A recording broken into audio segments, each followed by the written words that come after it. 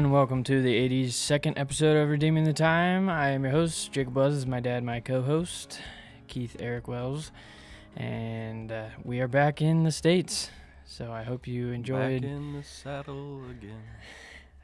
Don't know that one. It's nice to be back. It was awesome trip. I hope you enjoyed the episode with the mountains in the back and the city sounds in the background as well. So I think that was a cool episode to do, a little bit of a break from the monotony. I didn't watch it. Did you cut out our friends? Yes, I did. So we had a lady that, a couple from Oakland, California. They might be listening. Oh yeah, they might be. We told them. Yeah. So they were rooming right behind where we were recording, and they came out a couple of times. we had a good conversation. It was just like they had just gotten there overnight, a bus ride overnight. Yeah, they had no sleep, and we're trying to figure out what the good hikes were and stuff like that. What was going on? Yeah. Hopefully, if you're watching, I hope you had fun. But yeah. It was sort of funny. It was like, whoa, hey, we're having a conversation. We're recording at the same time. So good to be back. How are you? I'm better. Yeah, I had a bit of a weird week, but I'm better. So, yeah. He was sick. He got sick from Peru. I guess. I don't know. The travel. Something caused it. Something. I didn't get sick while I was there, so that's a blessing. And we're good. We're over it. It is nice that you were in the States. Yeah, we're back in the swing of it today. So there's been a few things. I've got a topic for us that there's been two things that have brought this to my attention. The first one is in Peru. Did I say Brazil earlier? I have no idea. Neither do I.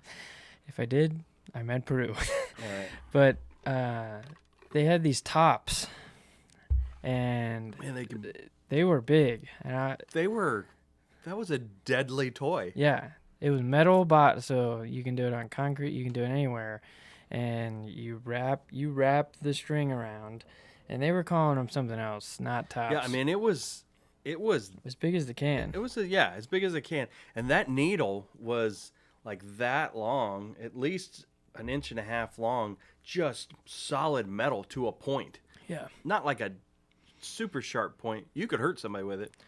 Jason Bourne could kill someone with it. And you have to you throw it sidearm, and you have to time the string just right to like pull it back, and it would just spin, and you could get it to spin. They could make it dance. That one guy, Noe, he could pick it up, put it on your hand, and yeah it was pretty cool. Pick it up with the string. He had done it a lot as a kid. Yeah, he had done it a few times. Because he was an adult man by that point. Yeah, that was pretty cool. And then the other one, we had a pool party. The Navigators had a pool party, and that's the junior high. Yeah, the junior high group. Yeah. And at the Rabe's house, it was a good time. But Nate was like, "Hey guys, have you ever played kick the can?" And it was basically one team was on defense, one team was on offense, and the goal for the offense was to kick the can. Like a pop can? Just kick it over, yeah.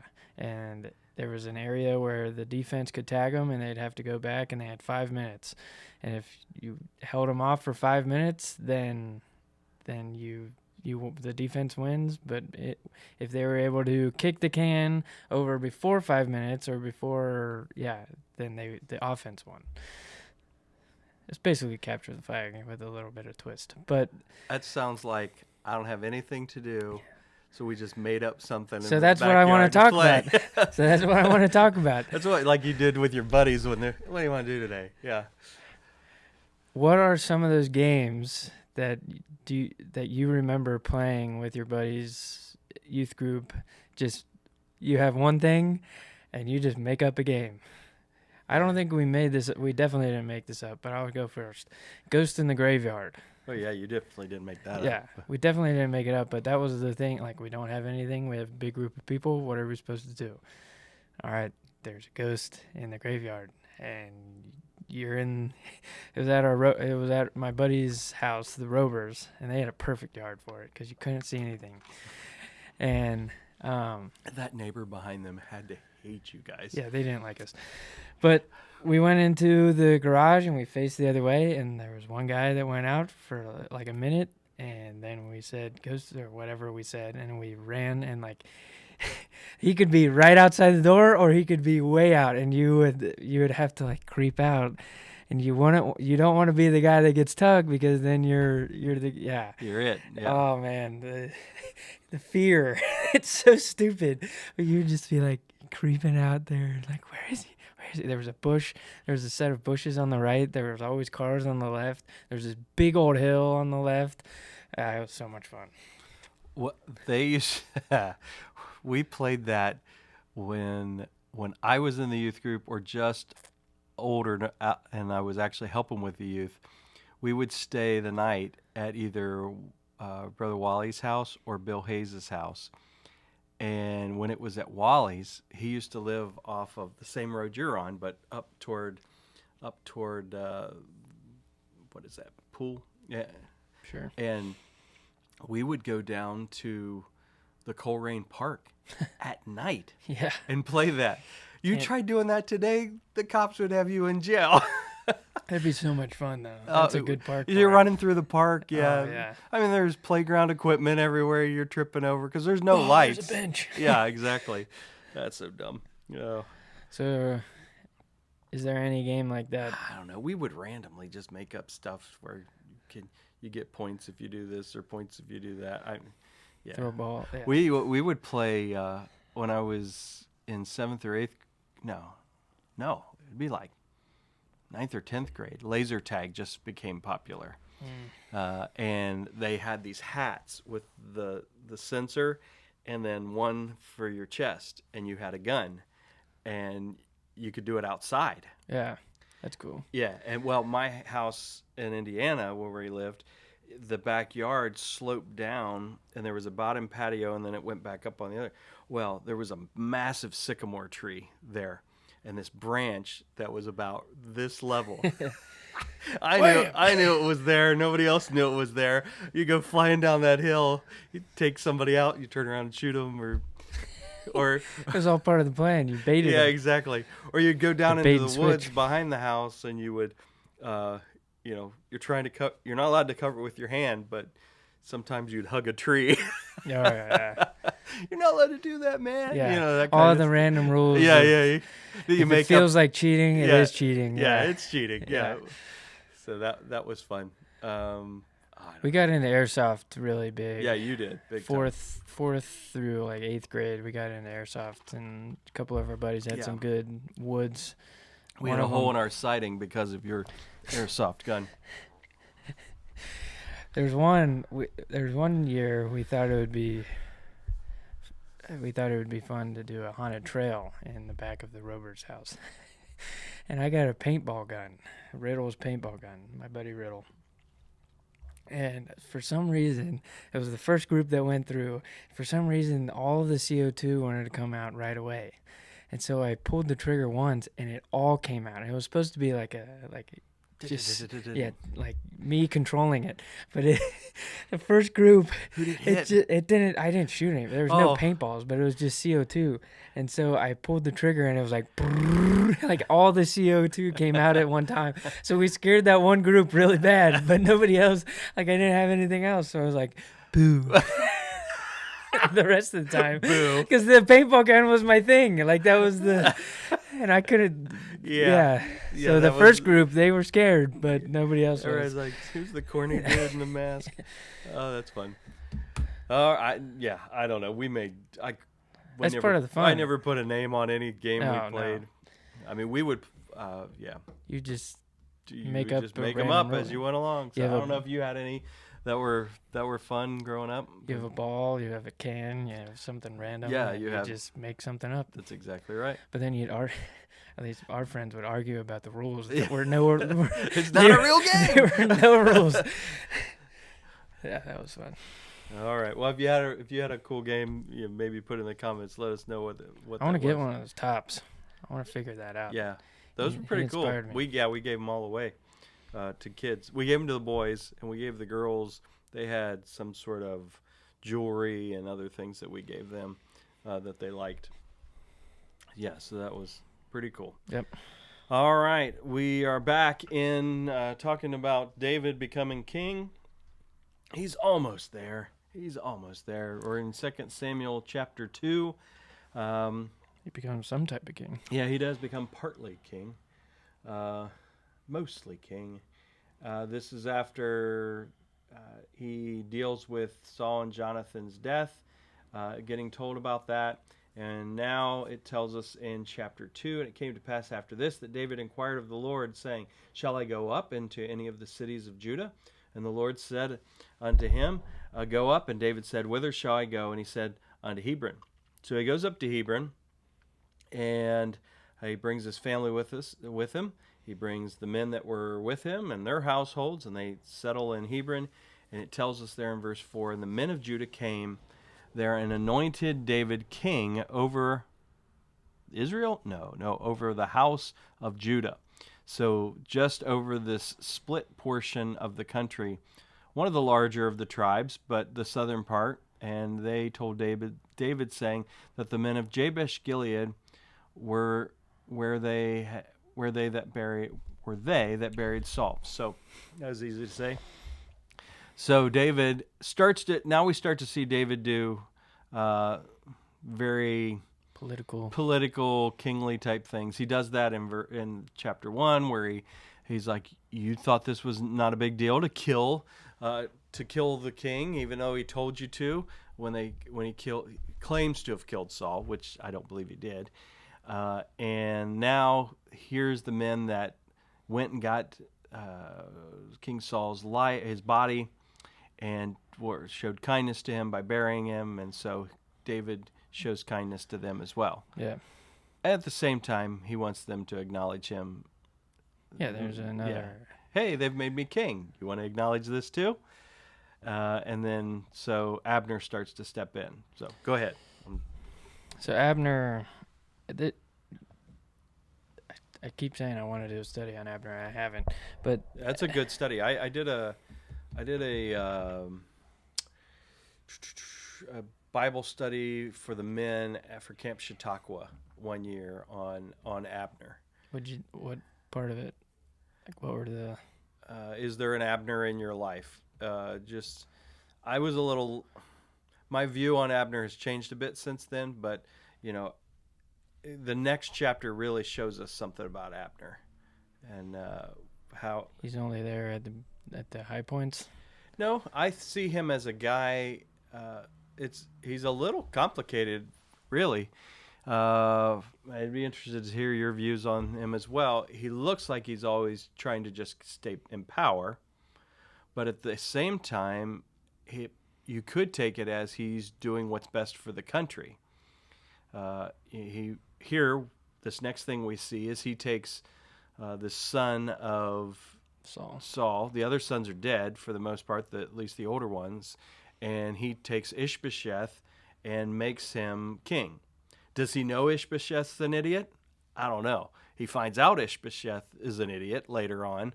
He had to have known. I would think he knew. I mean, if you watch the show, they make this guy out to be a playboy and all that kind of stuff. We don't know that.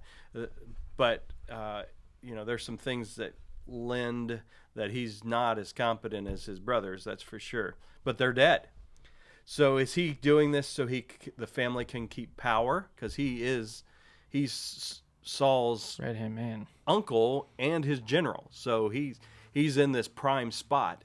Later, you're going to see Joab with David.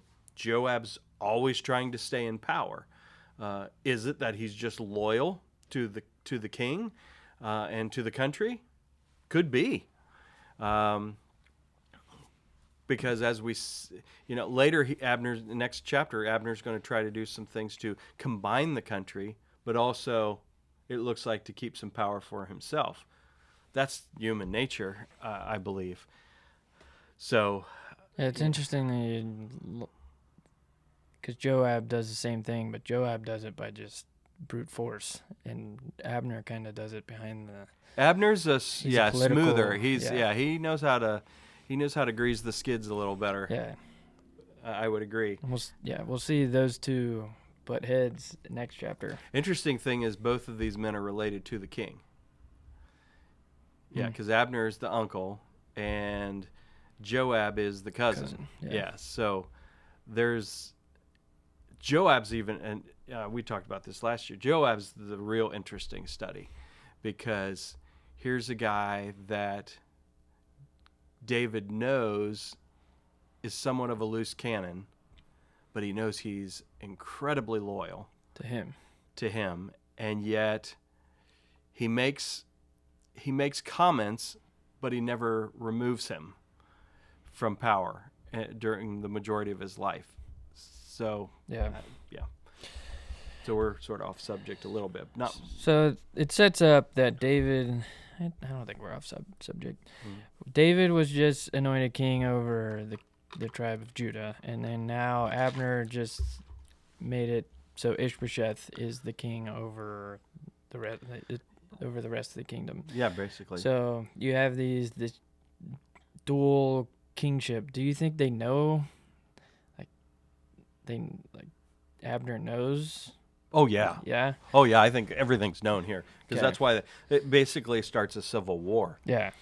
So, not civil war in like American Civil War where there's battles everywhere. That's pretty much localized, just one fight going on at a time. It's 12 and 13, and that was a dumb question. And Abner, the son of Ner, and the sons of Ish-Bosheth, the son of Saul, went out from Hinaim to Gibeon, and Joab. So here's the start of these two. And Joab, the son of Zeruiah, and the servants of David went out and met together at the pool of Gibeon, and they sat down at the one on the one side and the other on the other side of the pool. And Abner said to Joab, "Let the young men now arise and play before us." And Joab said, "Let them arise." Then there arose and went up the number of 12 of Benjamin, which pertained to Ish-Bosheth, the son of Saul, and the 12 of the servants of David. And they caught every one his fellow by his head, and thrust his sword in the fellow's side. So they fell down together, wherefore that place was called...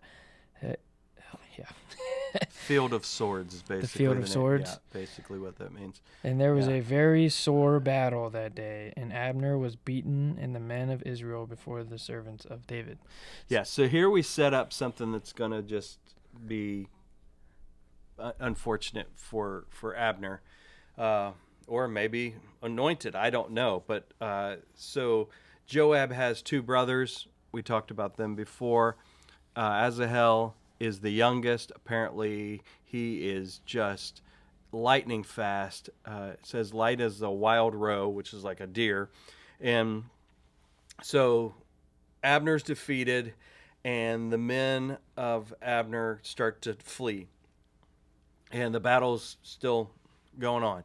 So Abner's, I don't know. So what was the 12?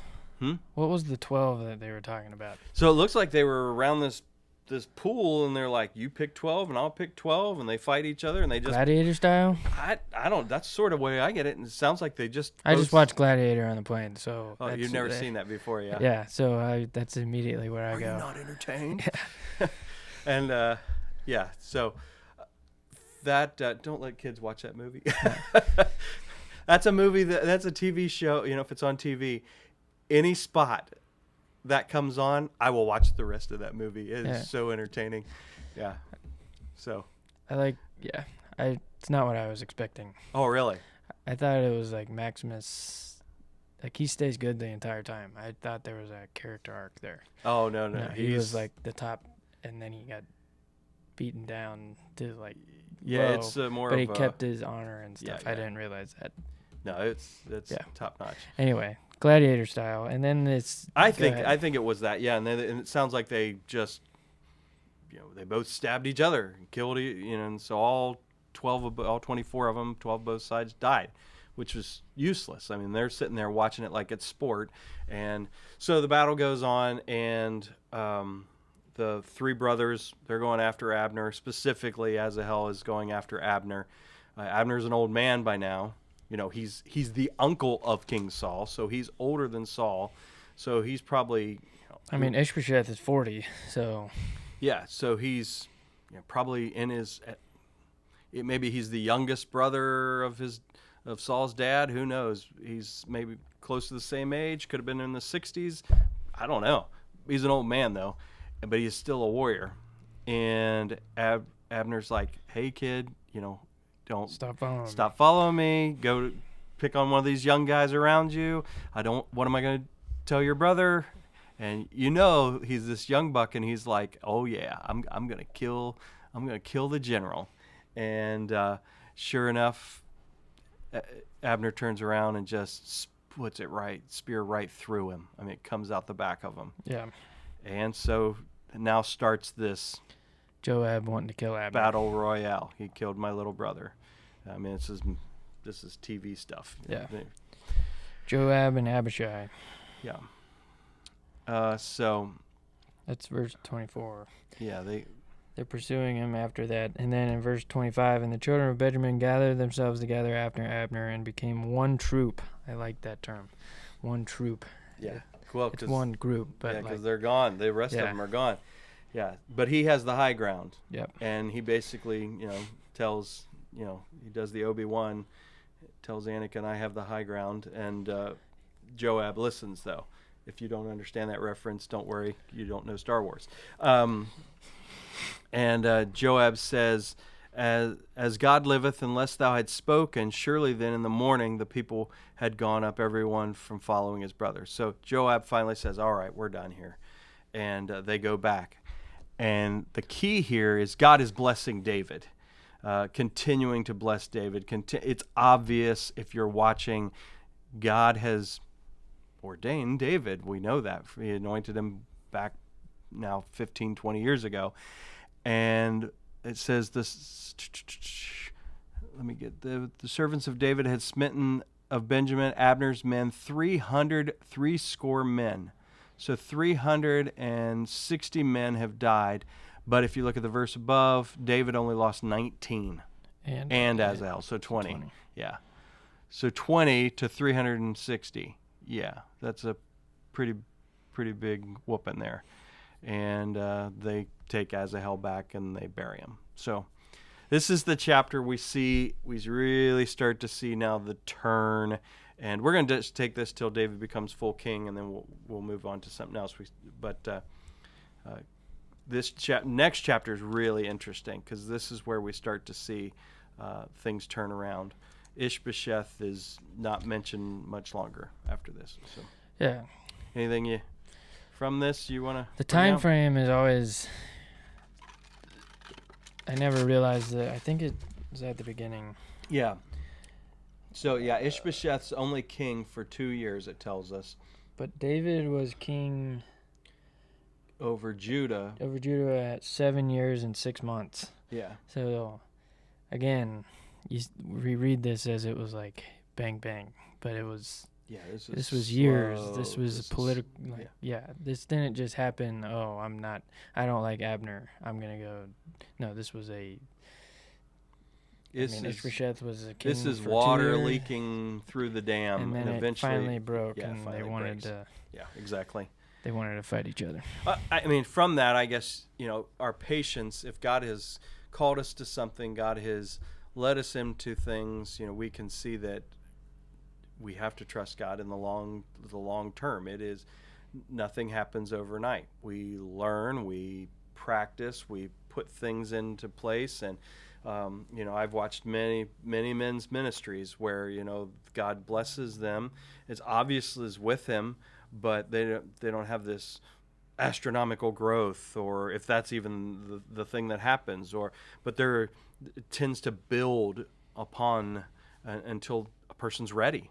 And we saw David wasn't ready at the beginning, and now we're learning some things where David's starting to show this responsibility and this political acuity, and as it continues to grow. So you can kind of see the men around him as well. They're developing.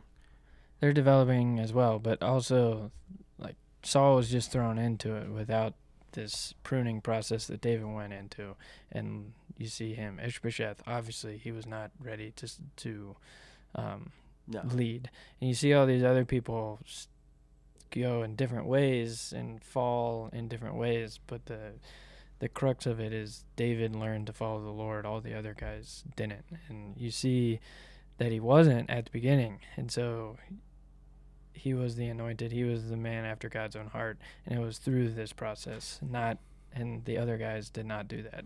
Yeah, and for someone who's been doing stuff for a while, been in ministry for a while, I'm not talking full time. It could be full time, just serving the Lord for a while. That we have to have patience with young guys coming up, young ladies coming up into whatever it might be, because they're going to need some time to grow, and at the same time, it should be encouraging to those that are younger that God is with us along the way. It's not always, we're not A to B. There's this path between that, and that path is really what makes us who we are. So it's not always hunky-dory. It's not always fun. No, it's not.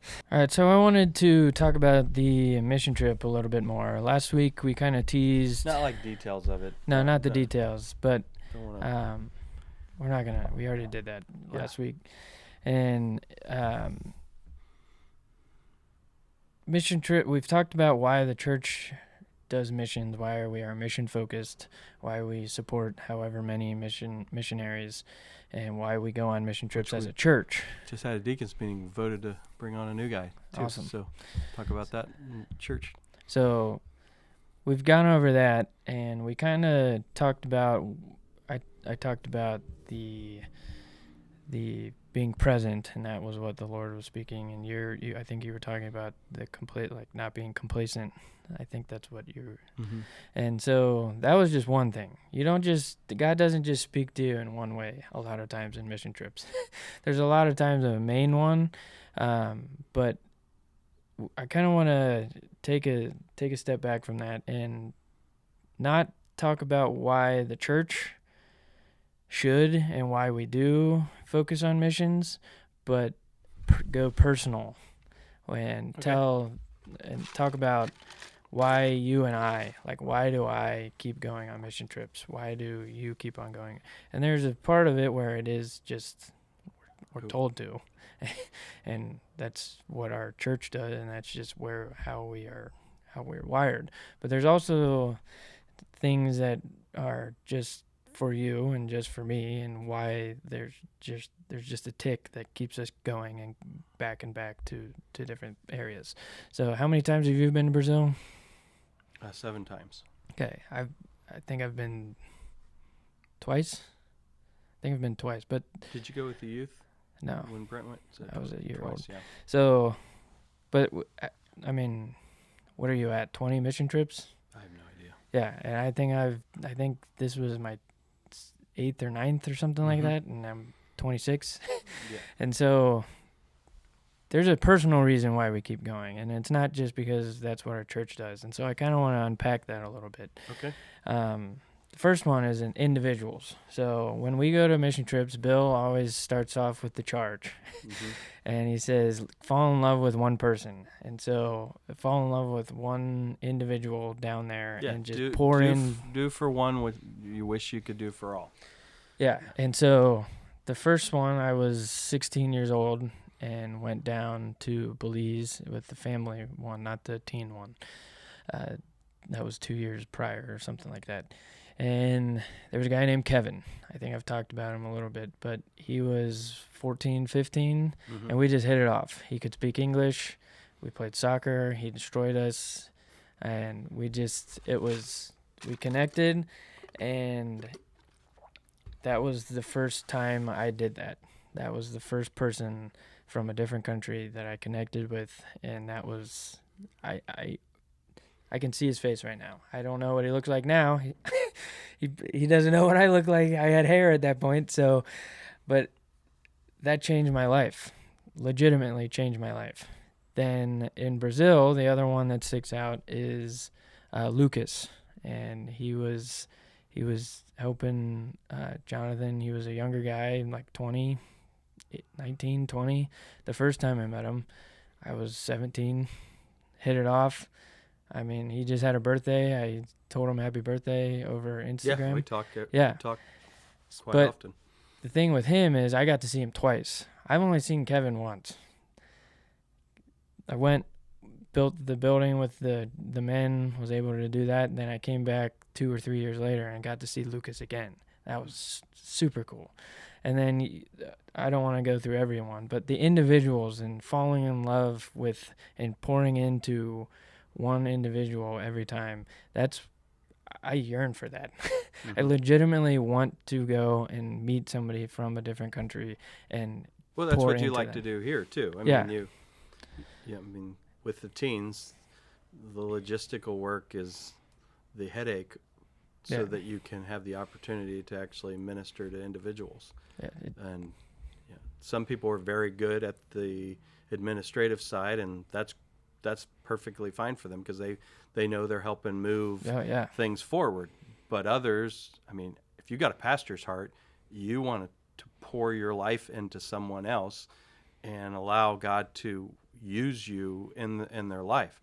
I mean, you can actually go too far with it, to where it just changes the perspectives. But for me, go ahead. So going off of that, how it changed is it showed me how little time you actually have. I had a week with Kevin. Mm-hmm. I had 2 weeks with Lucas. And leaving them was one of the hardest things I had ever done at that point in my life. It hurt. Mm-hmm. Leaving that, and I remember sitting in the van I was on the right back end of the van, and I was looking at the church and them waving at us leaving, and I wept. Wept. And I will never forget that. And so what do you do with that? From here, I have a certain amount of time with teenagers. I have a certain amount of time with friends. And just like how I saw Lucas the first time, he was different. I was different the second time. And it's just, you only have a certain amount of time with people. And that's the part of the individual part that changed my life. That's, to me, getting to see the other cultures and getting to pour into the people, and people are the same everywhere. Yeah. You just spoke to a group of teenagers, when we were in one of those towns, and I mean, teenagers, they're flirting the same, they're messing with each other the same way, they're laughing at us the same way for the same corny stuff. They were probably even using lingo that was only their generation knew, that type of thing. That's pretty consistent.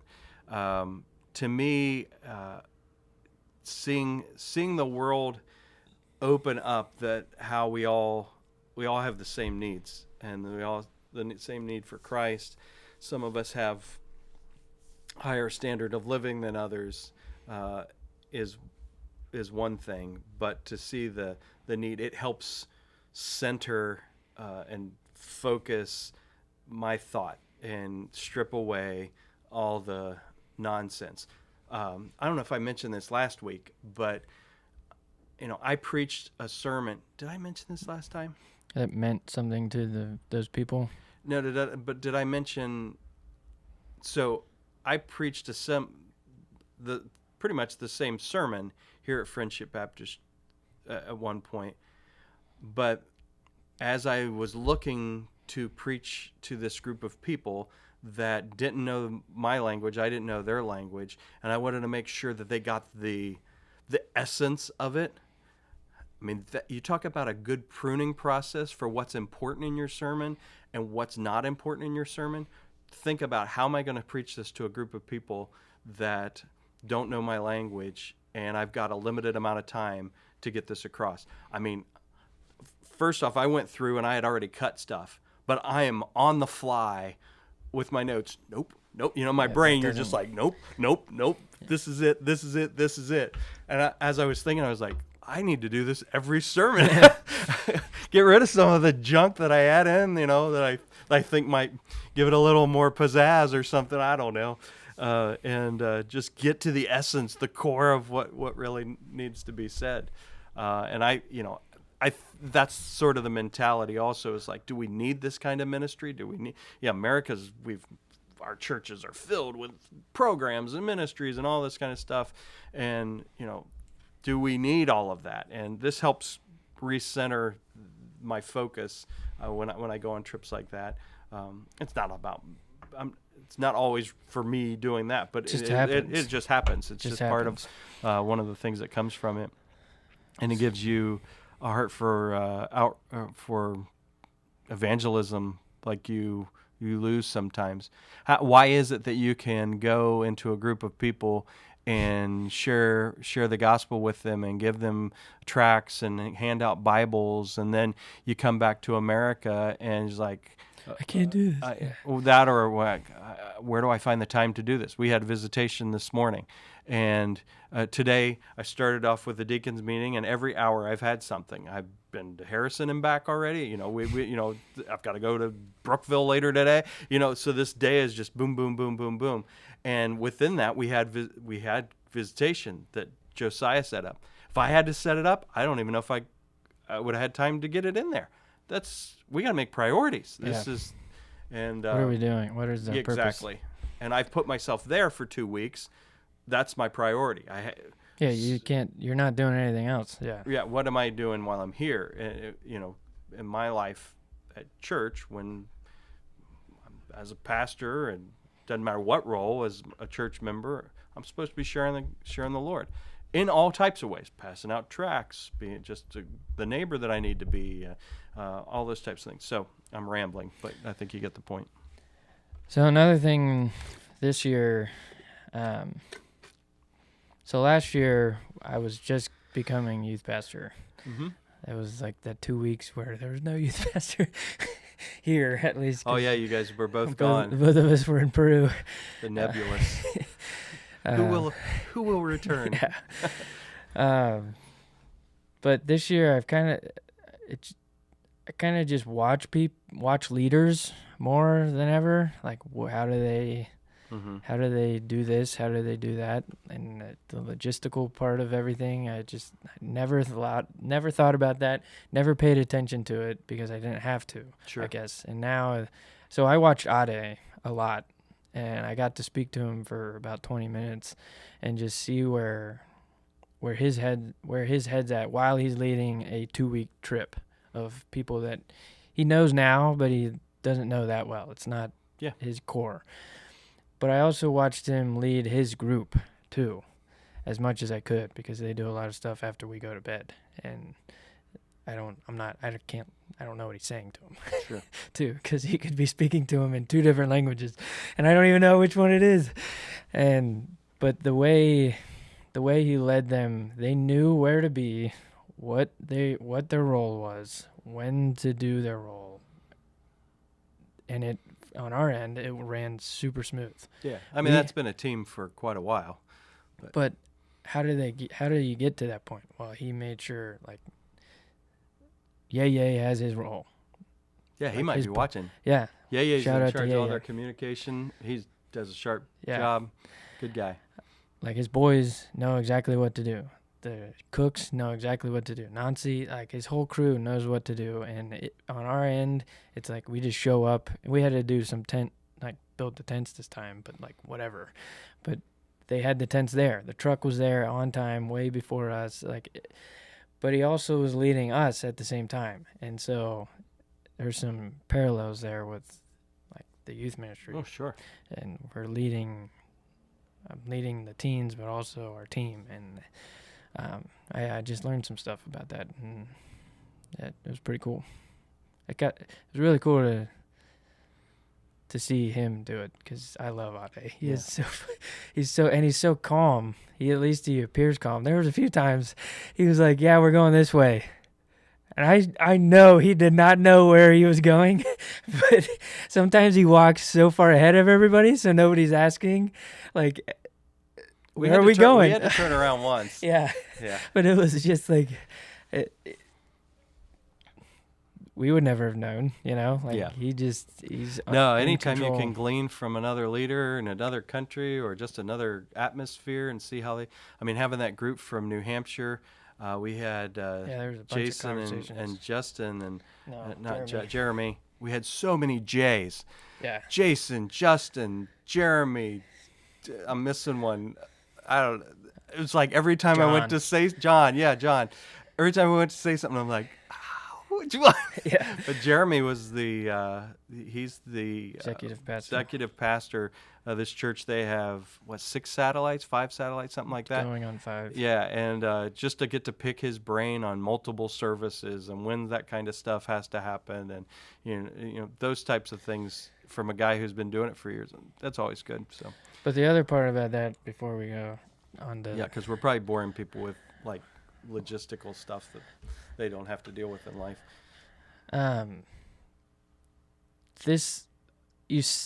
Even with the logistical part of stuff, like learning from other people, whatever, learning from Ade, there was still the emphasis on the people.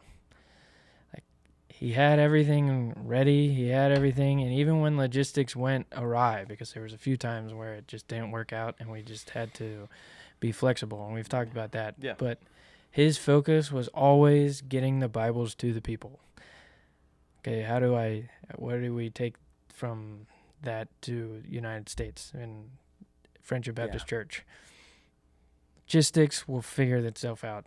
The thing that matters is the people. And if you do your job, if we do our job and have the plan, you can deviate from the plan. But the focus has to be on the people, because the people actually matter. Is what actually matters. Yeah. And like, something goes wrong. So what? Move along. Move along. Here is what actually matters. The people got their Bibles. No matter if it took us 5 extra minutes to get the Bibles ready, they still got the Bibles. And that was a way, because we should have done the Bibles. We should have prepped the Bibles way before, and we just bring them in. No. It doesn't matter. They got the Bibles. That's all that matters. And so. Yeah, I would say that's one thing. If from the very first trip that I got to lead, I'd gone on a few before I actually led one. And then the first time I led one, it was unbelievably healthy for me, for a guy that is somewhat OCD and likes to have things ready to go. I had laminated the order of each day, and everybody had it. And first trip was to Gallup, New Mexico with Brother Ted Ferris. And on the way from the airport to Gallup, the first day was already like, he looked at me, he's like, no, we're not doing that. And we're doing this. And in my mind, I'm like, what? We have to stay on our schedule, that kind of thing. And then working with Jonathan, which that dude, if he feels the Lord leading in a different way, okay, we're moving, we're changing, we're going to a different part of the city, we're doing a different thing. And the flexibility of that is lost, and most Americans lose their ever-loving mind when that occurs. And I was thinking about it. It's not just the leaders either. It's the people being led. Like, if you say you're doing something and you don't do it, it's like earth-shattering. You said we were going to do this. So one of our rules has always been flexible. You need to be flexible. And usually by the end of the trip, everybody's making fun of me like, hey, Keith, you got to be flexible, that type of thing. But that needs to be in daily ministry, in daily life, the flexibility to allow the Holy Spirit to lead and guide. And I think that's a good one to end on. I think that's the perspective change. And I need that. Because you do get stuck in this, hey, it has to be this way or no way. No, it doesn't. No, it doesn't at all. Be flexible. Allow the Holy Spirit to lead. And all the things you planned maybe don't always have to be there. So again, here is our shameless plug to go on a mission trip. And it's not just because that's what the church does. It's not just because that's what we're called to do as Christians. Those are good. Those are good. Should be foundational in our lives. But it's also, hopefully, this has shown you that there's more personal things that can happen just to you. And there's things that happen in the group, and we can talk about those. But I guess we don't want to dive into those because you've heard it. Yeah. But that is... Yeah. Bill and I just put together a 5-year plan of what we're going to be doing. We've left flexibility in there, but just so that we at least had a plan. It's easier to deviate from a plan than to not have one at all. So, so get involved if you can. Be part of one of those. And also, if you're not able to or anything, you can see the Lord work. You don't have to go to Peru. You don't have to go to Thailand to see the Lord work. You can still see the Lord work. The same God that worked in Peru is the same God that works at Friendship Baptist Church. That's right. And get involved in the ministries here as well. So look at it as everywhere we go, this is our mission field that we live in every day. So exactly right. So anything else? Take us home. Is there anything else that I guess you want to just go into the joke. Is there anything else that God spoke? There probably is, but I'm brain dead, so. All right. What state has the smallest pop or soft drink? Smallest pop? Or soft drink? I don't know. Minnesota. That's terrible. That is from Chris wanted to have his own joke for because he just had a joke that Julie said last week. That is a definite dad joke. And so thank you, Chris Menger, for the joke. He has a calendar at work. They said every day they get it. They get a dad joke. So good place to work. Yeah. All right. Well, you guys have a great week, and thanks for being with us. Tell other folks about it, and let them join in, and we'll continue the conversation. Love you guys. Bye.